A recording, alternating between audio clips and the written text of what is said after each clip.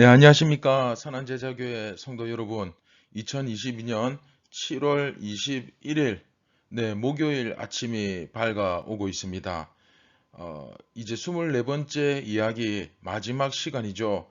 누가 하나님의 백성일까? 제목 그대로입니다. 오늘 누가 하나님의 백성일까라는 제목으로 우리 지난 시간 묵상했던 요한복음 6장 마지막 14절, 15절 24번째 이야기 마지막 절이죠. 우리 함께 읽으시면서 선한 제자교회 경건의 시간을 시작하도록 하겠습니다.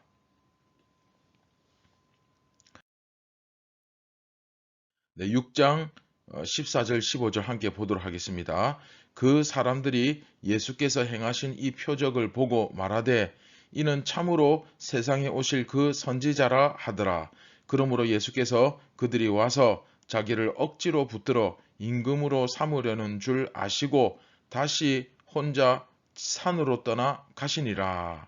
아멘.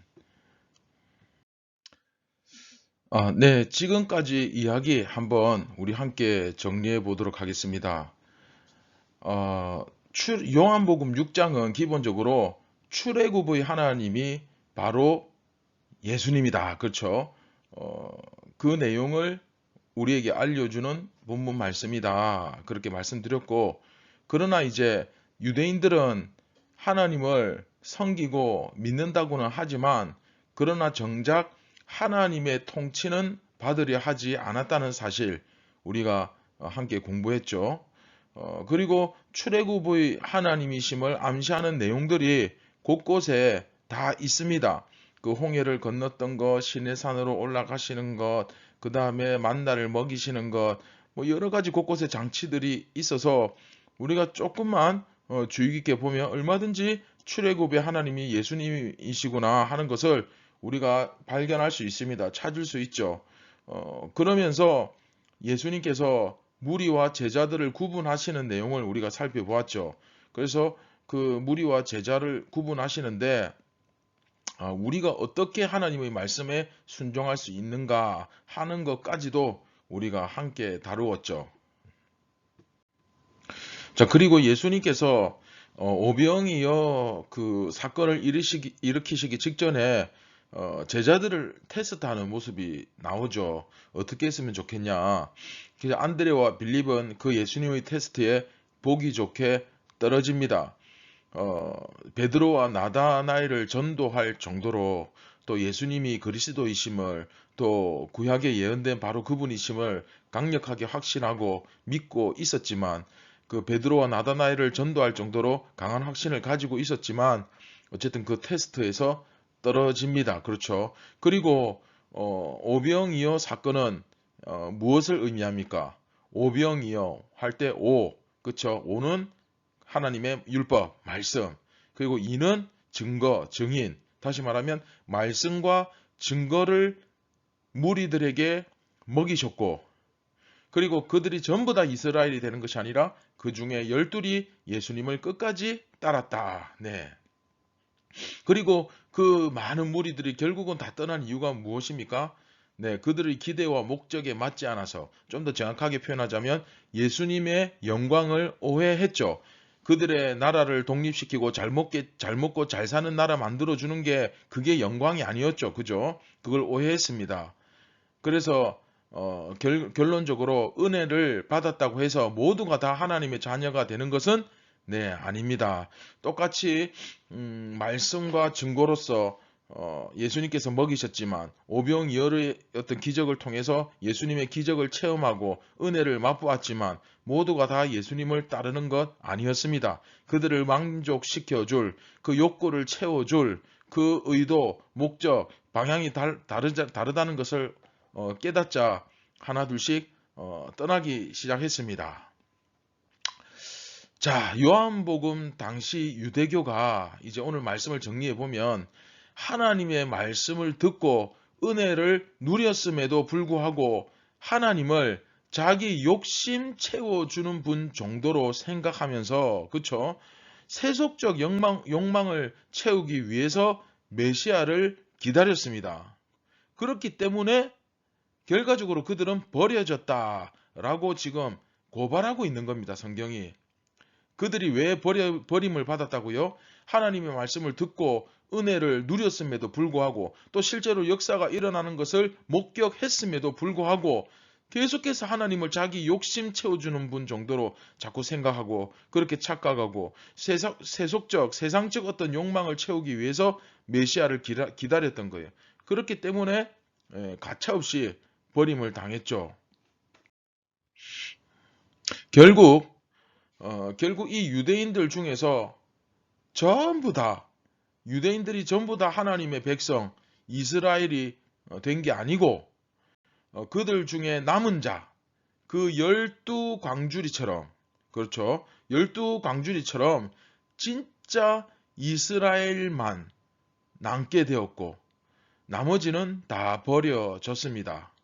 지금 요한복음이 오늘 이야기를 마무리하면서 그 말씀을 하시는 거예요.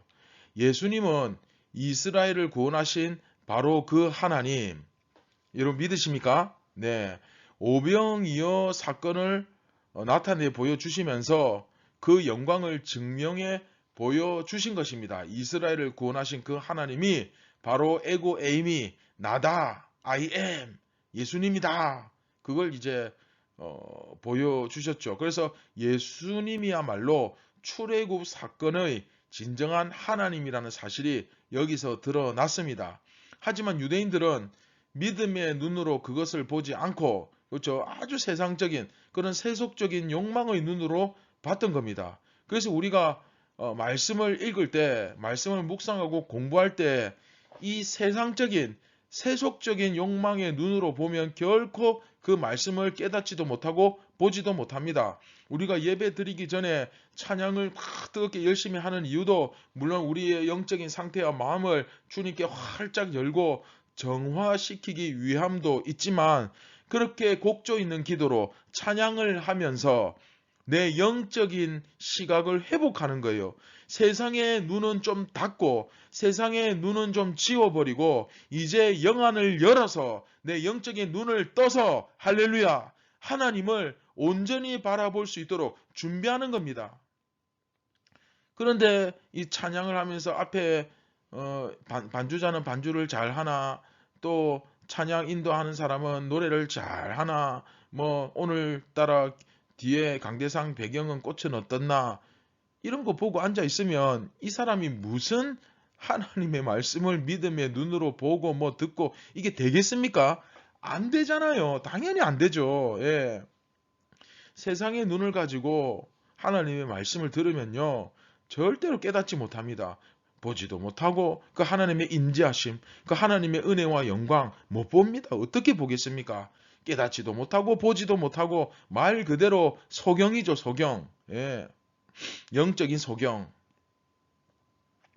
예수님이 내 인생의 진정한 문제, 내가 한번 해보려고 얼마나 열심히 여러분 아등바등 살아갑니까? 예, 오늘도 아침부터 얼마나 열심히 땀 흘리며 분주히 뛰어다니시고 일하십니까? 그러나 궁극적으로 내 인생의 문제는 이 죄와 특히 더 큰 문제죠. 죄와 죽음의 문제는 오직 예수님만이 해결하실 수 있다. 할렐루야! 이렇게 정확하게 고백하고 믿어야 됩니다.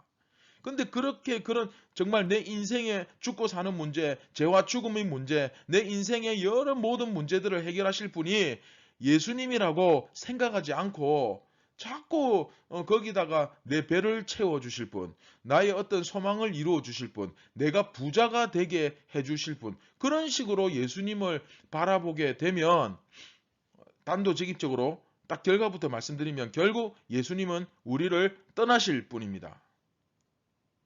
그것밖에 안 남는 거예요. 우리가 그런 식으로 자꾸 예수님을 바라보게 되면 예수님은 떠나실 뿐입니다. 주님은 나의 아주 그 이기적이고 지극히 주관적이고 세속적인 욕망을 그런 소망을 채워주시기 위해서 오시지 않았습니다. 그런 문제와는 비교할 수 없는 더 큰 문제가 있지 않습니까? 오히려 우리에게 그 어리석은 욕망을 좀 버리라고 좀 세상에 꽉 쥐고 있는 걸 좀 손을 놓으라고 그리고 하나님을 온전히 바라보게 하시죠. 누가? 우리 예수님께서. 그랬을 때 정말 참된 이 만족을 누릴 수 있다는 것을 깨닫게 하시는데, 그런데 우리는 그렇게 생각하지 않고 주님이 내가 쓸 것을 주시고 내가 필요로 하는 것을 다 채워 주실 것이고 우리 아이들 좋은 학교 들어가게 해 주실 것이고 내가 좀 더 돈을 많이 벌게 해 주시고 내가 좀 더 좋은 집에 살게 해 주시고 막 이러면요, 정말 세상으로 흘러간 교회들은요, 아멘 아멘 막 그럽니다. 이게 무당집하고 다를 바가 뭐가 있습니까? 굿하는 거하고 다를 바가 뭐가 있습니까? 근데 열광을 합니다. 돈을 많이 벌게 해주시고 사업이 대박나게 해주시고 좋은 집에서 살게 해주시고 자녀들 좋은 대학 가게 해주시고 그런 식으로 생각하는 경우가 굉장히 많아요. 결국 그 기복신앙을 가지고 예수님을 바라보게 되면 예수님은 그 영광을 우리 가운데 드러내 주시기는커녕 오히려 떠나신다는 거예요. 떠나십니다. 이해가 안 되죠. 예수를 믿었는데 왜 나에게 자꾸 고난이 찾아올까? 그게 진짜 복인 줄도 모르고 왜 자꾸 나는 힘들까? 그게 하나님의 배려와 사랑인 줄도 모르고 계속 뒷걸음질 치는 거예요. 자, 오늘 말씀 우리가 한번 마무리하면서 한번 적용해 봅시다. 우리는 정말 이 유대인들처럼 예수님을 이 유대인들과 똑같은 시선으로 지금 바라보고 있지는 않은지 다시 한번 생각해 볼 필요가 있을 것 같습니다. 우리는 이미 하나님으로부터 많은 혜택을 입었죠. 그렇죠? 그런데 혜택을 입었으니까 나는 은혜를 받았으니까 나는 구원받았다. 나는 하나님의 자녀다. 글쎄요.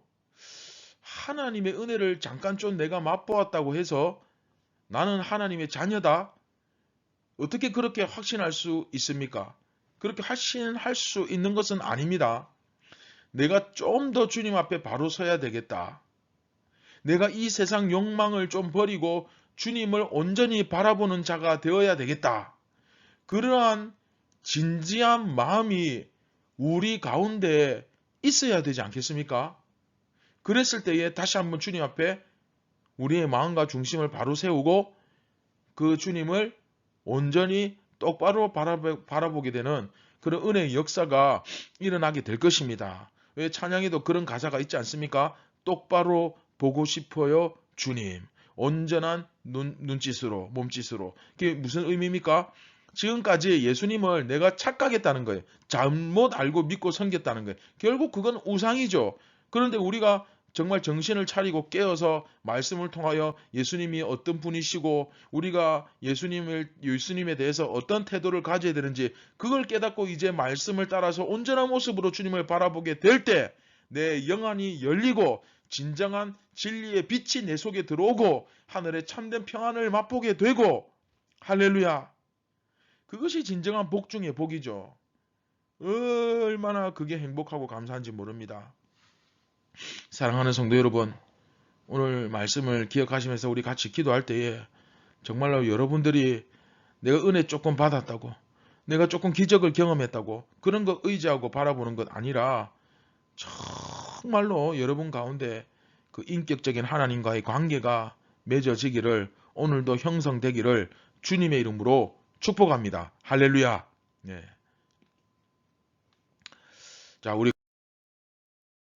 같이 말씀을 기억하면서 같이 기도하겠습니다. 기도할 때에 하나님의 은혜와 기적이나 능력 이런 것보다도 물론 그것은 하나님께서 늘 주실 것입니다. 그러나 그것 바라보지 말고 정말로 예수님을 사랑하고 하나님을 더욱더 가까이 하기 위하여 그렇게 정말 인격적인 그 하나님과의 관계로 인해서 내가 진심으로 그 예수님을 사랑하고 따르는 그런 여러분들 되시기를 주님의 이름으로 축원드립니다. 우리 다 함께 말씀을 기억하며 같이 기도하시겠습니다. 사랑이 많으신 하나님 아버지 참 감사를 드립니다. 오늘 이 아침에 우리의 영안을 열어주시고 또 찬양을 통하여서 우리의 마음문이 활짝 열리고 또 영안이 열리고 그런 어떤 귀한 일들을 통하여서 더 하나님의 말씀에 우리가 집중하고 하나님의 말씀을 더 잘 깨닫고 그래서 결과적으로 하나님을 더 가까이 하며 그 주님을 더욱더 사랑할 수 있는 저희 모두가 다 되게 하여 주시옵소서. 세상이 얼마나 악하고 우리가 얼마나 위험한 상황 가운데 지금 현재 놓여져 있는지 모릅니다. 하나님, 우리가 처해 있는 이 종말의 시대를 우리가 깨닫게 하여 주시고 이 믿음을 붙잡고 끝까지 주님을 따르는 자가 극히 드물다는 사실을 깨닫고 나는 과연 예수님을 어떻게 알고 어떻게 믿고 있는지, 나는 정말 제대로 된 믿음을 가지고 따라가고 있는지 우리 자신을 한번 살펴보고 오늘도 내 삶의 유일한 소망, 예수 그리스도께서 주시는 그 구원을 위하여 최선을 다하는 진정한 이 시대에 움직이는 교회, 참 이스라엘, 진정한 예수님의 제자가 다 되게 하여 주시옵소서. 모든 영광을 하나님께 올려드립니다. 예수님의 이름으로 기도드립니다. 아멘.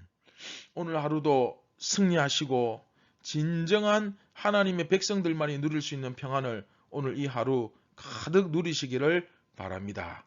감사합니다.